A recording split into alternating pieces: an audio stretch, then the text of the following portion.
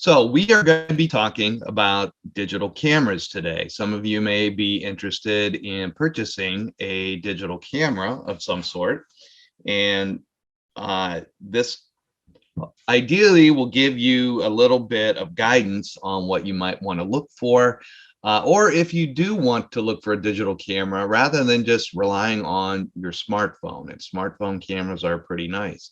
We're going to talk about basic camera and lens terminology. We'll talk about the different types of digital cameras and lenses, and we'll shop for a camera that best suits your needs and your budget.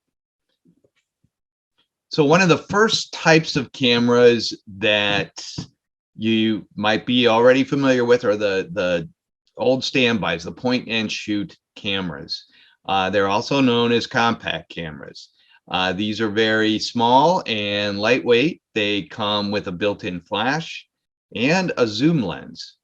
So that makes them very easy to use. You literally just point and shoot. And then you have compact zoom lenses.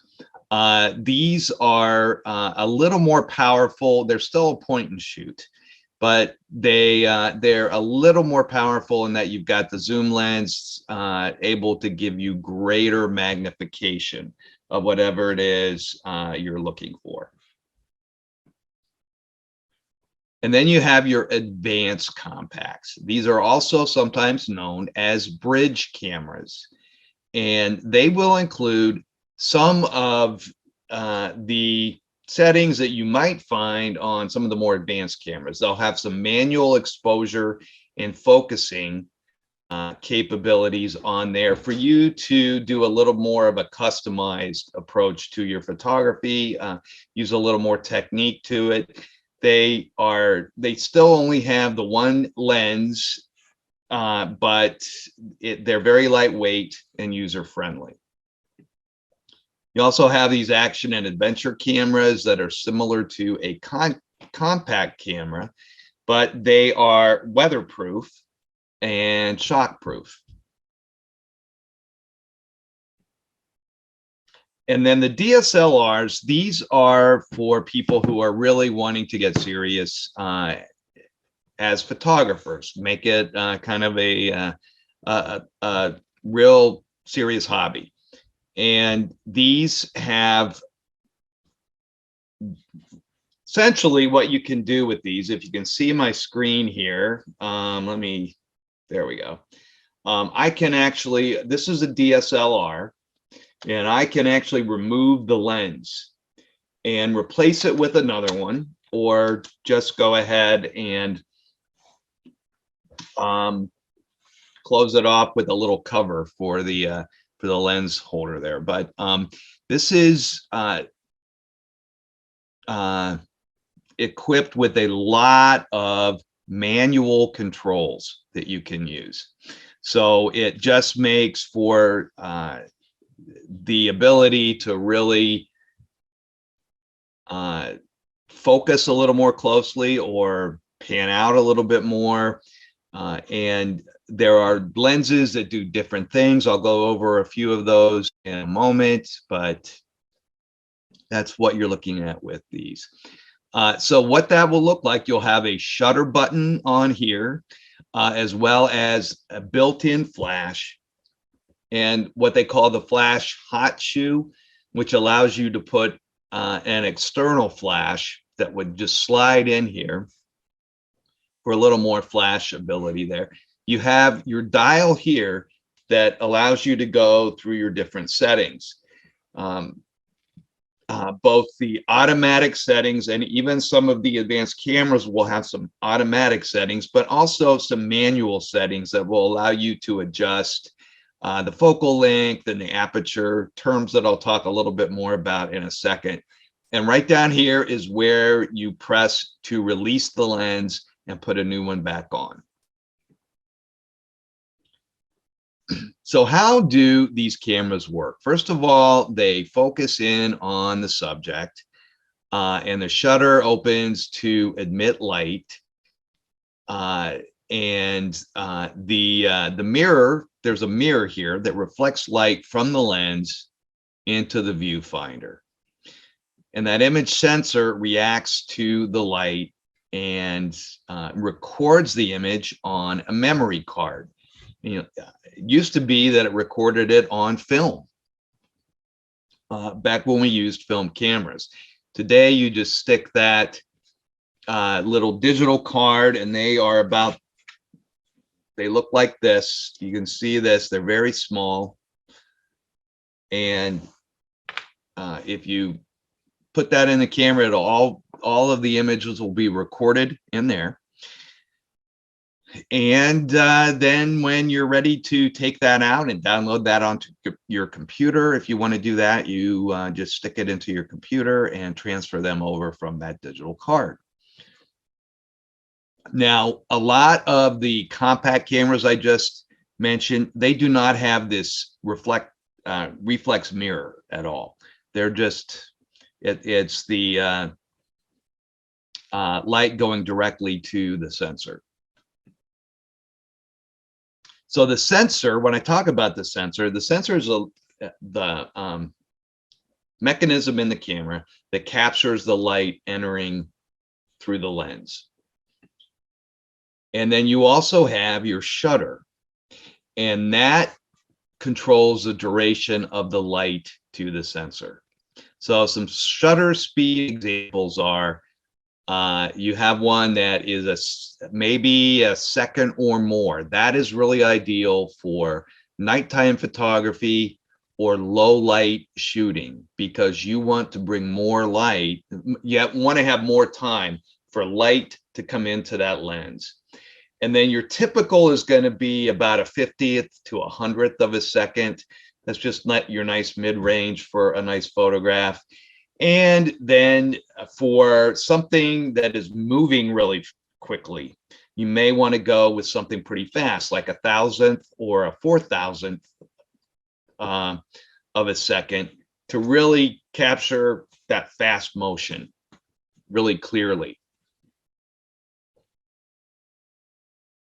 Then you have the aperture, also often referenced as the f-stop, and that is the size of the opening that lets light in to the sensor. The smaller the aperture, the larger the f-stop. So it's a little bit counterintuitive, but here is what we're really looking at here. For an f1, this here is the aperture. And this inner ring around here. So you see, if you have an f32, that's a big aperture, but it's giving you a very small area for light to come through, as opposed to here. So ISO then is the other factor that comes into this. That refers to the sensitivity of the camera's sensor. And that, in the old days with film, used to be the sensitivity of the film to light. So that can range anywhere now from up to 100 to over 12,000 in terms of the number on the ISO. With film, it used to be hard to find anything above 800 ISO, but now it's much higher. The higher number will be better in low light situations. So if you say are using, say 1600 or somewhere in that range, that's going to be really nice for low light shots. And then you can create a lot of noise when you do that, which is not good. The higher that number, a lot of times the more visual distortion you're going to get. And when I talk about noise, that's what I'm talking about, visual distortion, a lot of graininess or fuzziness in the image. So all of this comes together to determine the result of your shot: the aperture setting, the shutter speed, and the ISO. And just to show you how this all turns out, these are a couple of examples. Here's one that I took with kind of a mid-range f-stop. It was in the 10 range. And I took it with an ISO of 100 at 1/200th of a second.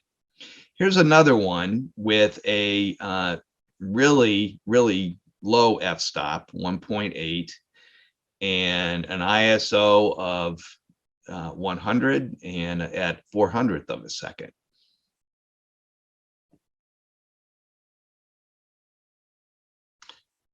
So then you have now what has really become the rage for a lot of serious photographers is mirrorless cameras. Now I mentioned those those compact cameras; those are mirrorless too, but these function very much like a DSLR, but they don't have that internal reflex mirror that will reflect light onto the sensor. The light passes through the lens directly to the sensor. And there are some big advantages to this. It creates a live, very adjustable preview of your image in the viewfinder. So you can pretty much compose your entire shot and see exactly what you're going to get just by looking in that viewfinder. That's not necessarily going to be the case with a standard DSLR. And the other big advantage of these is they're very compact and lightweight, which is really nice. They are less prone to shaking, so they're not going to pick up any small movement that might occur as you're snapping that shot. So you're going to get a better image quality. But they are considerably more expensive. I can't afford one of these. A lot of people find them way too cost prohibitive. You know, maybe some professionals are buying these, but they also have a shorter battery life, so there are some drawbacks to it. Some of these will go for thousands and thousands of dollars. Okay, and then we have lenses to think about. So there are, especially if you have a DSLR, or for that matter, one of these advanced mirrorless cameras, you're going to have a lot of lenses you're going to want to take into account. And this is the anatomy of a lens, a typical lens for a DSLR. It's a, you have an indicator to show you where your focal length is, and then these control your focus and your zoom as you're setting up that shot, especially for manual photos. And there are different types of lenses. There is a standard lens where the focal length usually goes between 35 to 85 millimeters. Telephoto, that will have multiple focal points. That's great for isolating a subject really well, so you get that nice blurry background, but your subject is really sharp and in focus. Also great if you're wanting to zoom in on something a little bit more that is at a distance, and typically those can just your standard beginner level telephoto lenses will go somewhere between 250 to 300 millimeters. Then you get much larger and much heavier lenses. They can go up to 500, 600 millimeters. Those are expensive, and they're also very heavy. So you're good if you want to just start out with maybe this level. You get wide angle lenses, which will fit a larger area in front that you're seeing into your frame. That's ideal for landscapes. A fisheye lens will give a kind of ultra wide, kind of an extreme ultra wide angle look, almost sort of circular or global. And then there's the macro lens. Those are designed to make big magnified, almost life-size shots of a subject that is really close up. So that's what people use to take pictures of very tiny objects, plants, insects, things like that.